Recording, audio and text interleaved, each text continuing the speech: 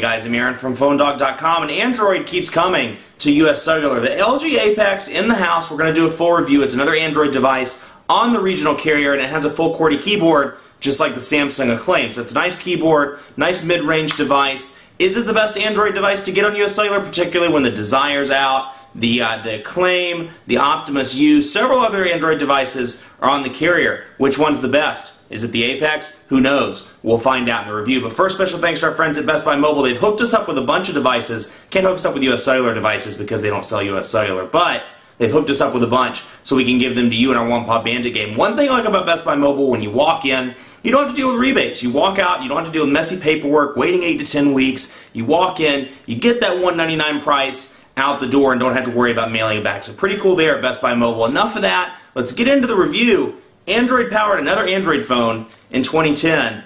US Cellular, LG Apex. Let's take a look. So let's take a look at the browser as well. And if you've seen previous Android videos, the browser isn't that different from any other device. But it'll be interesting to see, one, how it looks on a smaller display.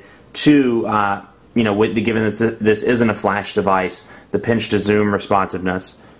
And I guess two is pretty much it. I don't have any more than that. Let's see here. I just can't type on that keyboard. Phone. Let's see here. Phone. I mean, you can see now, even for a beginner device, I like the Optimus line. I'm going to say this halfway through the review. I like the Optimus line. I would recommend it a million times more than the Apex. Personally, I think that unless you absolutely need the physical QWERTY keyboard. I mean, you saw the lag right there on camera. It's not that it's very poor and frustrating. But the Optimus S has none of that. It's running Android 2.2 out of the box, or Optimus U. I'm sorry, is running 2.2 out of the box. Decent device, 3.2-inch display, so same size, but works really well. And you can see, pinch to zoom as I expected. It's pretty laggy. And zoom in and out here. Do not want to do that. Very, very laggy. And again, it has a 600 megahertz processor, so kind of a last generation processor. But let's take a look here. Try to zoom in. You can see, I mean, it's responding slower than I can type. That drives me nuts. But frustration for me may not be a frustration for somebody that's a first-time smartphone buyer. But I can tell you, even for somebody that's coming in, and has $100 to spend, I wouldn't recommend the $80 on this unless you absolutely needed the QWERTY keyboard. Go with the Optimus. It's free after rebate anyway, so it's actually cheaper, and I think you'd have a better experience on that front. Otherwise, typical Android web browser stuff: new window, bookmarks, windows, more where you can change some of the custom settings. Very typical there, and not a lot of changes on that front. Now, just for fun, actually, we'll do that in a minute. Let's take a look at the camera. 3-megapixel camera. And with a dedicated button, which that is the one nice touch I will give them credit for, having the physical button, because half press to hold, autofocus, full press to take the picture. And it's nice for me because inevitably, no matter how hard you try to hold it still and take it on the screen, your hands shake, and it's frustrating to deal with that. So it's nice to have a physical button. And for those people that say it's not that big of a deal, I mean, it may not be to you, but it's just for me, it's nice to have that physical button. The autofocus seems to work reasonably well. Again, it's 3-megapixel camera, so the quality is not going to be exceptional by any means, but we can go into the gallery and take a look at what we just took. So you can see, I mean, you can make out the buttons once it focuses in. You can make out the buttons on the Nexus S. You can make out the dock here at the bottom on Gingerbread. But again, you see some blurring around the colors, and again, it's black on black, but still a lot of blurring around there and a lot of blurriness up here on the screen as well. Editing options, we'll take a look at those once we jump back to the camera. You can switch from camera to camcorder, and then you can click there and you bring up your settings on the right side, and you can go through those individually. Things like flash, auto or macro, and general settings as well. Image size, scene mode, white balance, things of that nature. So you can do quite a bit from the camera, but again, it's 3 megapixels, so if you're taking it outside, it's fine. You do have a flash, but when you're in a low-lit situation, don't expect it to take phenomenal pictures. And of course, the YouTube widget is pre-installed on this device as well. And let's see, go to PhoneDog, or if we'll find a PhoneDog video. PHO. Cannot type on this thing. Phone. Ah, came up. Good. PhoneDog LG Vortex review part 1, for example, just to see a sample video. and let it roll and take a look. I don't know who that incredibly good-looking gentleman is right there, but that's a happening phone. You get the idea. The sound quality is very good. The picture's decent as well.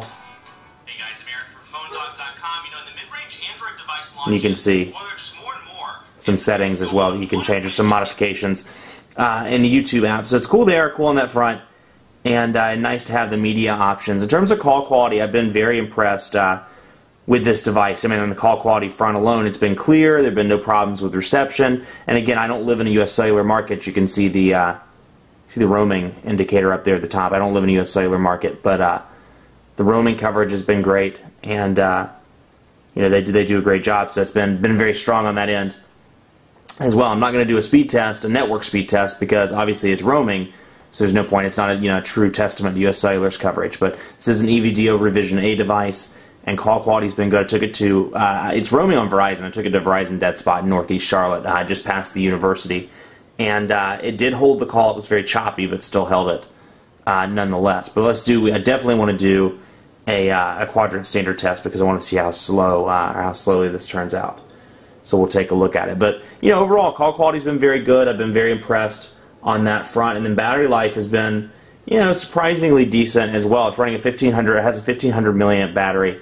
So I made it through the day, and I made it into roughly first couple hours of the second day with moderate use before it required a recharge.